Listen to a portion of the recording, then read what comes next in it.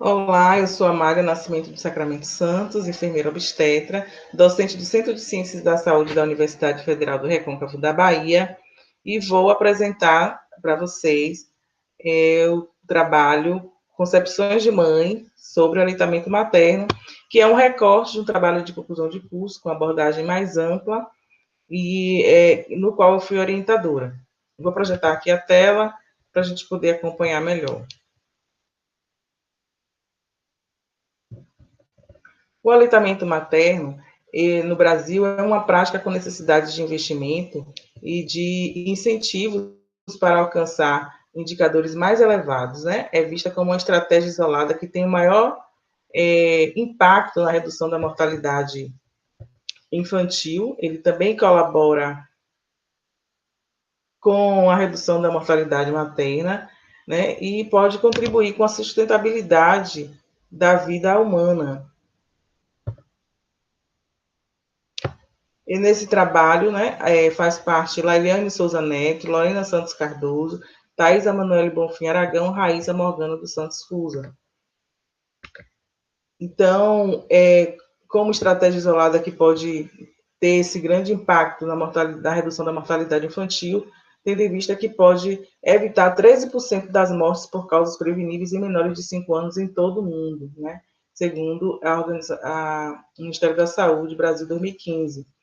E a amamentação também tem relação com a questão do desenvolvimento sustentável, quando é possível identificar que, de acordo com as metas dos Objetivos de Desenvolvimento do Milênio, que estão postos para serem atingidas até 2030, ele se correlaciona com grande parte dessas metas, né? Com a questão de reduzir pobreza, de reduzir a fome, com a saúde e bem-estar, se relaciona com a questão, né, de melhorar a questão climática, quando é necessário enfrentar formas de produção de alimentos que não contribuem com a natureza, né? Principalmente aí substituindo o aleitamento materno. Então, com várias outras perspectivas que estão nessas metas, né, de desenvolvimento do milênio. E a gente pode dizer também que a prática da amamentação é uma prática complexa, porque não só a perspectiva biológica da amamentação, mas ela requer pensar em questões culturais, né, crenças e que tem a ver com toda uma perspectiva do que a mulher vive. Então, pensar no aleitamento materno não é pensar só na perspectiva da biologia, né, do oferecer a mama, mas tudo que está por trás, né, dos sentimentos, das crenças, das práticas que essa mulher está envolvida, né? E a gente tem a perspectiva no Brasil, né, e aí que se estende por todo o mundo, de baixa taxa de aleitamento materno exclusivo. Segundo a IBFAM, de 2020, a gente vai ver que apenas 40% do aleitamento materno no mundo ele é exclusivo. Então, a ideia é de atingir até 2025, pelo menos aumentar em 50% essa taxa, né, saindo aí de em torno de sair desse torno de 40% para elevar esses indicadores de aleitamento materno exclusivo. Nesse trabalho, então, a gente vê que mesmo com essa perspectiva, a gente vê que as mulheres têm muitas dificuldades para o aleitamento materno, e aí a gente convive com essas taxas baixas, e o objetivo desse trabalho é, portanto, verificar a percepção de mães sobre dificuldades para o aleitamento materno no município de Valença, Bahia. Nesse trabalho, utilizamos uma metodologia, um estudo exploratório descritivo, com abordagem qualitativa, que foi realizado no município de Valença, interior da Bahia, em uma unidade de saúde da família, na zona urbana. Né? Participaram dessa pesquisa 14 mães, né, que tinham filhos entre 6 meses e 22 anos, né, entre 6 e 24 meses, e que tiveram a experiência da amamentação Os dados foram coletados a partir de entrevista semi-estruturada e fizemos a análise de conteúdo de Bardan. Esse projeto foi aprovado em comitê de ética e foi respeitado os princípios da pesquisa com seres humanos. Os resultados da pesquisa, a gente pode aqui inicialmente apresentar essa caracterização dessas mulheres participantes que tiveram foram da faixa etária entre 20 e 34 anos, a sua maioria, que tinham a escolaridade entre o fundamental incompleto e o ensino médio, né? Então, a maioria delas eram negras e a maioria delas tinham apenas um filho. A idade do filho mais novo, para quem teve mais filhos, né? A idade do filho mais novo, né? A maioria delas tinha mais de 6 meses. A consulta da unidade de estudo. Então, a maioria delas teve consultas, né, durante esse período que a gente fez a pesquisa, e o número de consultas que foram realizadas foi a maioria teve mais de 12 consultas no período pré-natal.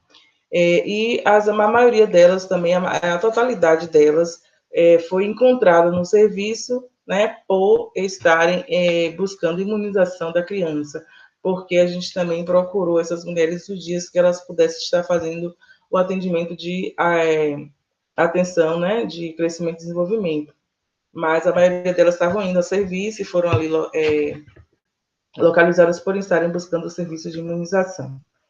E aí, sobre as concepções sobre o aleitamento materno, esse trabalho a gente construiu nesse tema específico que a gente está trabalhando, 3 subcategorias: concepções sobre o aleitamento materno, concepções sobre o aleitamento materno exclusivo e concepções e as crenças, tabus e práticas, né? Então, as concepções sobre o aleitamento materno exclusivo, as mulheres relataram, né, o que elas viam de importante, né, quais eram os motivos que elas relatavam de valorizar o processo do aleitamento materno, né, e foram ditas as questões de prevenir doenças e também ajudar no crescimento e desenvolvimento das crianças. Então, como diz aqui a entrevistada 1, acho muito importante para o bebê, porque protege contra doenças, porque tira as doenças das crianças, eu acredito que ajuda muito no desenvolvimento do bebê, e acho que vale a pena porque ele teve um desenvolvimento melhor. Levei no pediatra uma vez só, nos primeiros dias, para ver como ele estava, mas ele não é uma criança de ficar doente nem gripada, para mim foi ótimo, diz a entrevistada 12. Então, essas falas dessas mulheres corroboram com o que a Organização Mundial de Saúde, né, ele pleiteia e diz sobre os benefícios desse aleitamento materno, né, e aí, sobretudo, o que as mulheres trazem para a criança, né.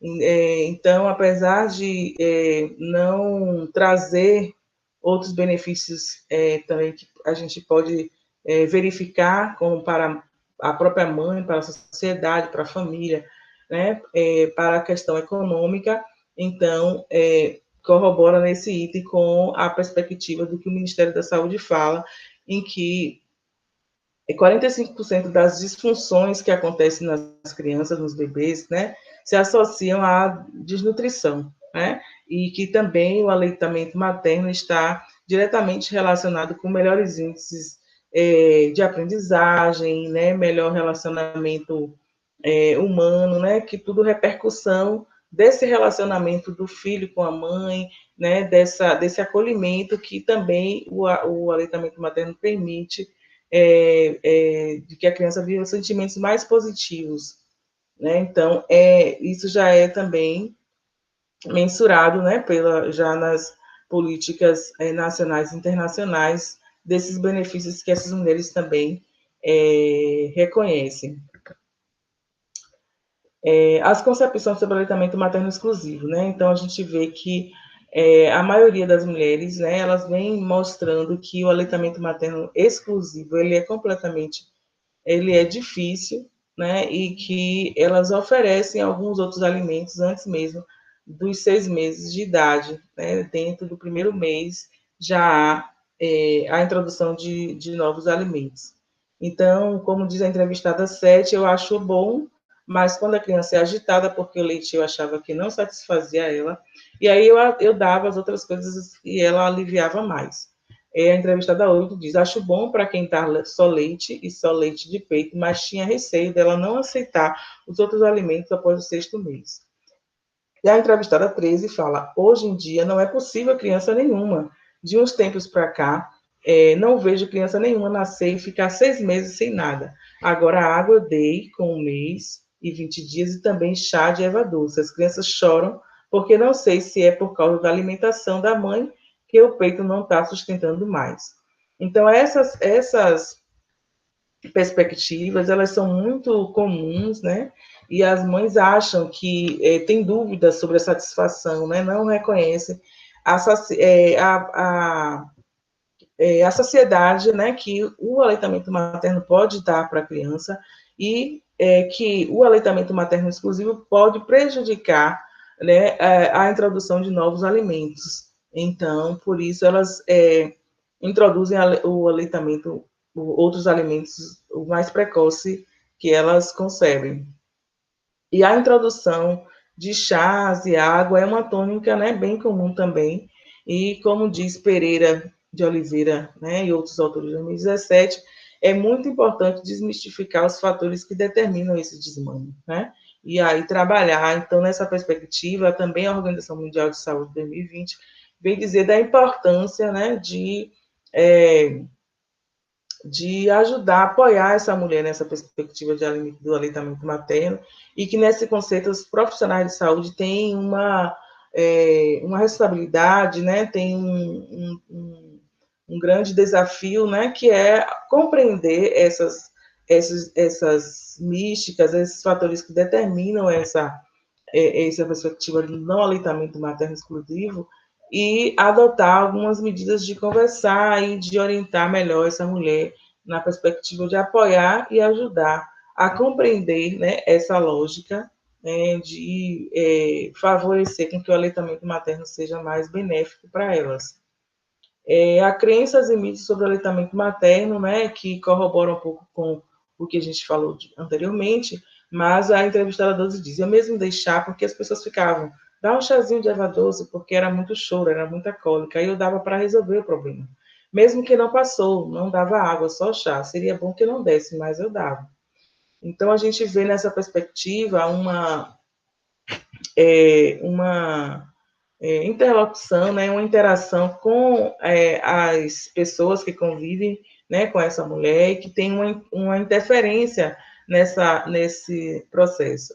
E a gente vê que a cólica tem tudo a ver com a questão da imaturidade, a imaturidade da criança, né, no seu processo de amadurecimento intestinal, e que outras coisas precisam ser trabalhadas, né, e que não é o chazinho que vai resolver. Então, essa mulher precisa, né, trabalhar, entender esses cuidados que é necessário para essa criança, né, para que ela possa pensar outras formas, né, de cuidar dessa cólica que não seja tirando, né, a possibilidade de uma alimentação mais saudável. Como diz a entrevistada 14, acho que é possível para algumas crianças, ela mesma chorava com sede, aí eu tinha que dar água, e a gente entende, né, que o aleitamento materno, ele tem uma quantidade de água que, na verdade, sacia a criança, e que é necessário mais uma hidratação corporal da mãe, né, para que esse retorno à criança seja adequado. Então, como diz Algarves, né, que trabalha bem a questão das crenças e mitos sobre o aleitamento materno, e que essas crenças e mitos, como diversas outras que são colocadas por muitas mulheres, de acreditar que o leite materno ele é fraco, que não sacia a criança, como a gente vê na fala dessas mulheres também, corrobora muito, né, para a não sustentação do aleitamento materno, e que isso tem a ver com necessidades, né, de empoderamento dessas mulheres para reconhecer, né, o aleitamento materno na sua eficiência, né, Então, a gente percebe, né, enquanto já direcionando aqui as considerações finais, que as concepções sobre o aleitamento materno das mães estudadas denotam a necessidade de promoção e fortalecimento das ações de incentivo ao aleitamento materno e de empoderamento das mulheres para mitigar, né, para diminuir, né, retirar esses mitos construídos. As práticas de incentivo ao aleitamento materno estão continuar nas agendas de prioridade dos cuidados de enfermeiras na atenção primária em saúde, que correspondem à necessidade das mulheres e aos objetivos de desenvolvimento do milênio propostos nas políticas de atenção à saúde, né, que requer reduzir a fome. Então, aqui a gente tem algumas referências, né, e eu agradeço pela atenção, né, de vocês.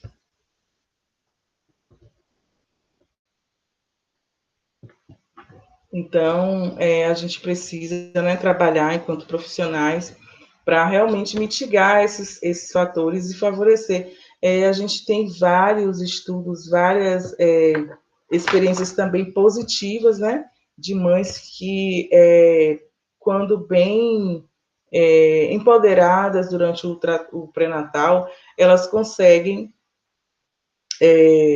enfrentar, né, as dificuldades do aleitamento e até reduzir muitas dessas dificuldades, né, pelo conhecimento e pelas experiências compartilhadas com outras mulheres.